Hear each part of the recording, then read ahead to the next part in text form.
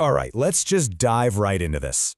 Welcome back to another explainer where we take a deep dive into fascinating stories, data, and regional lore, and we break it all down so you can really grasp the details. Today, we are looking at a deeply chilling narrative that surfaced in 2015 out of Karnataka, India. We're going to be deconstructing this urban legend, or, well, perhaps a terrifying true account depending entirely on who you ask, about the Bangalore-Mysore night train. It's a story that perfectly blends everyday modern commuter struggles with some deeply rooted, absolutely terrifying local folklore. So think about this. Have you ever taken a late-night commuter train? You know exactly the feeling I'm talking about, right? The lights are super dim, the stations are completely deserted, and the exhaustion of the whole day is just heavily weighing you down. This story taps right into that universal vulnerability. It grounds a supernatural terror in a very real, very relatable geographic setting.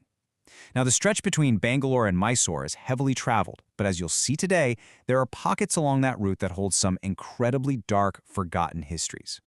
Section 1. The grueling routine. Okay, so our subject today is Karthik. He's a 25-year-old guy from Mysore. He actually lost his mother at a young age, which left him with immense family responsibilities alongside his father, who worked as a tailor, and his younger brother.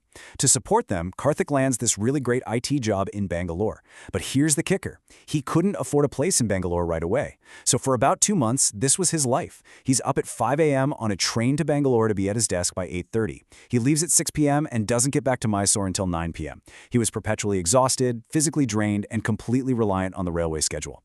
That grueling routine is really the foundation of our story here. But as we know, routines are meant to be broken.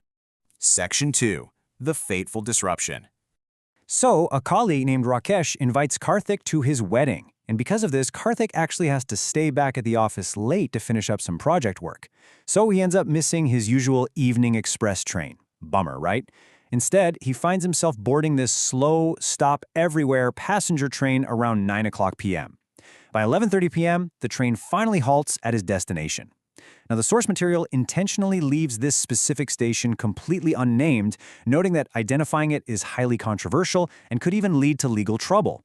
What we do know for sure is that when Karthik stepped off the train, it was almost midnight and the rural platform was completely, terrifyingly deserted. Section 3. The encounter in the rain. Picture this. You're stepping off into the dead quiet of a rural station at midnight. You're completely alone. Or, well, at least you think you are. As Karthik is walking toward the exit, he spots a woman. She's beautiful, she's wearing a sari with jasmine flowers in her hair, clutching a vanity bag, and looking deeply distressed.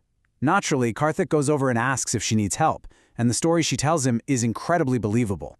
She introduces herself as Leela,